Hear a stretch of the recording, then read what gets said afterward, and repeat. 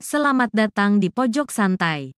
Sebelum Anda mendengarkan audiobook ini, kami menginformasikan bahwa channel ini adalah review audio dari buku yang ada di Indonesia. Untuk membaca keseluruhan buku ini, kami menyarankan membeli buku aslinya di toko buku kesayangan Anda, baik offline maupun online. Keberadaan channel ini dimaksudkan untuk membantu Anda mendapatkan pengetahuan dari buku-buku kesayangan Anda.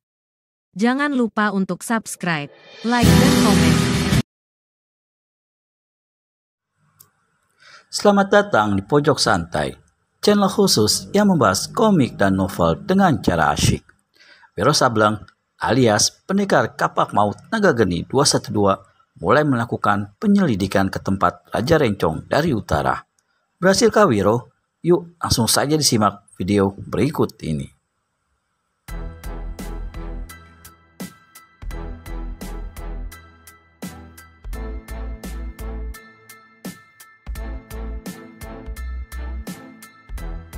Tiba-tiba, dia menghentikan langkahnya. Dari pintu sebelah kanan terdengar suara orang bercakap-cakap. Seorang laki-laki dan seorang perempuan. Suara yang perempuan ini rasa-rasa pernah didengar Wiro Sableng.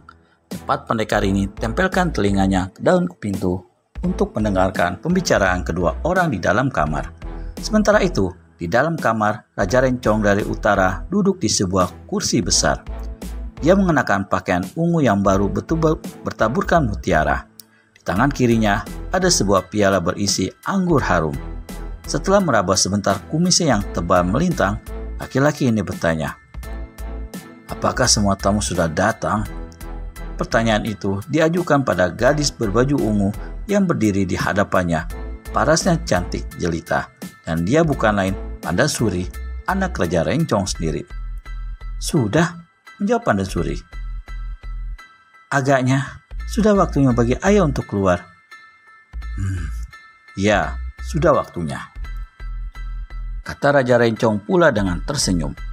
Diteguknya anggur dalam piala. Tangannya memegang piala tiba-tiba diturunkan dan dia memandang lagi pada anaknya. "Pemuda rambut gondrong yang bertempur denganmu di rumah makan Danglariku, apa juga kelihatan?" Sampai saat terakhir saya mengintai dari jendela rahasia di arena Topan Utara, dia tidak kelihatan." "Panglima Sampono dan 3 kawannya itu juga hadir?" Pandansuri mengangguk. Raja Rencong dari utara meletakkan piala anggur ke atas meja lalu berdiri. "Segera aku meninggalkan kamar ini, kau cepat menuju ke rahasia itu. Di mimbar telah kupasang sebuah tombol. Kelak, bila tombol itu kau tekan, pesawat rahasia itu akan berbunyi, dan detik itu juga kau harus mencabut 20 helai kawat-kawat halus pada pusat pesawat secara sekaligus. Kau mengerti tugasmu, Pandansuri?" "Mengerti, ayah," jawab si gadis. Raja Rencong dari utara tertawa lalu berkata, "Sekali kawat-kawat itu terlepas dari pusat pesawat, lantai arena Topan Utara akan ambruk atau akan runtuh. Semua kep yang ada di situ akan tertimbun hidup-hidup, dan kita, ayah dan anak, akan menguasai dunia persilatan di seluruh pulau Andalas ini." Benar sekali," kata Raja Rencong dengan tertawa gelak-gelak. "Namun demikian, meski di arena Topan Utara itu sudah berada dalam perangkap kita, segala hal yang tak terduga mungkin saja terjadi. Agar kau dapat menjalankan tugas dengan aman, kau bawalah pedang ini."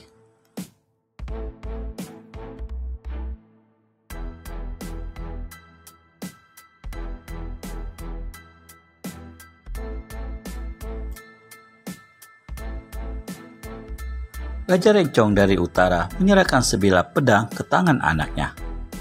"Senjata ini tidak kalah hebatnya dengan rencong perakmu yang hilang itu, Pandansuri." Pandansuri menerima senjata itu.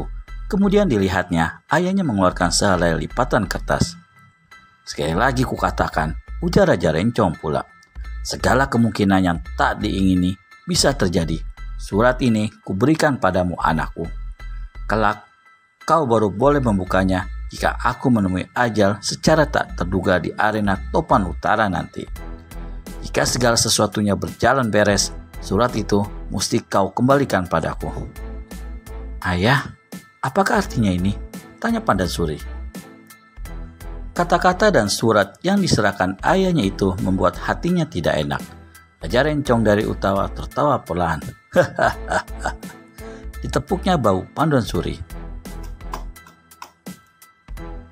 Dibukanya mulutnya hendak mengatakan sesuatu, tapi mendadak kepalanya dipalingkan ke pintu kamar.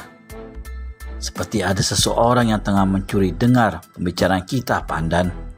Pandan Suri menoleh ke pintu lalu berkata, "Ah, itu cuma perasaan ayah saja. Siapa orang yang berani menyusup ke sini dari arena Topan Utara? Sekali dia memasuki lorong pertama, pasti tubuhnya akan tertembus senjata-senjata rahasia, meski bagaimanapun tinggi ilmunya." Raja Rencong membenarkan hal itu, namun kekhawatiran belum lenyap dari hatinya.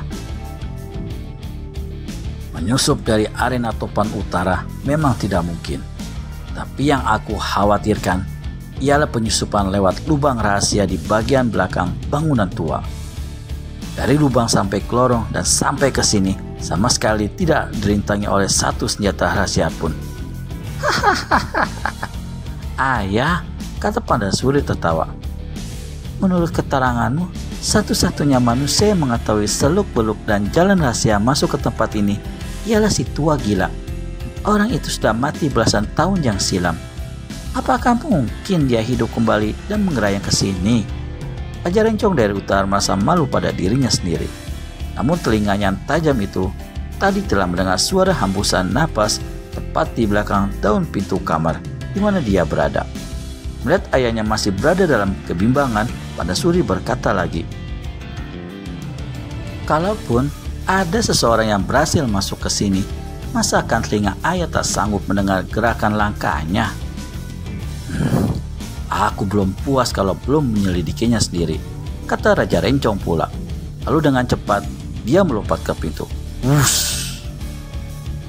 Di luar kamar, sewaktu mendengar ucapan Raja Rencong bahwa dia merasa ada seseorang yang mendengarkan pembicaraannya, maka Wiro segera maklum, cepat atau lambat laki-laki itu akan segera keluar untuk menyelidik. Untuk lari ke ujung lorong yang tadi dilewatinya terlalu besar resikonya, karena ujung lorong itu jauh sekali. Untuk baku hantam menempuh Raja Rencong dan Pandan Suri baginya bukan halangan. Sekalipun dia harus pasrahkan nyawa, dia bisa mati dengan rela. Tapi yang paling penting ialah menyelamatkan jiwa puluhan tokoh-tokoh sakti yang ada di arena Topan Utara, terutama mereka yang dari golongan putih. Wiro Sableng melangkah cepat ke pintu di samping kiri. Didorongnya pintu itu, tapi ternyata dikunci. Menobrak pintu itu akan menimbulkan suara berisik dan sama saja dengan memberitahu terang-terangan kehadirannya di situ pada Raja Rencong. Wiro berkelebat ke pintu di ujung depan lorong. Baru saja dia berdiri di depan pintu itu, mendadak terdengar suara macam nyamuk mengiang di telinganya. "Cepatlah masuk, anakku." Wiro terkejut bukan main. Meski tidak tahu apakah yang bakal ditemui di dalam sana, perangkap yang sangat berbahaya, namun tanpa pikir panjang, dalam keadaan kepepet begitu rupa, Wiro Sableng segera mendorong daun pintu. Pintu itu ternyata tak dikunci. Wiro cepat masuk ke dalam. Ketika daun pintu itu tertutup kembali, maka daun pintu di lorong sebelah kanan terbuka. Raja Rencong dari Utara keluar. Matanya meneliti setiap sudut lorong. Tak seorang pun yang kelihatan, namun Raja Rencong tak yakin bahwa perasaan dan telinganya telah menipunya.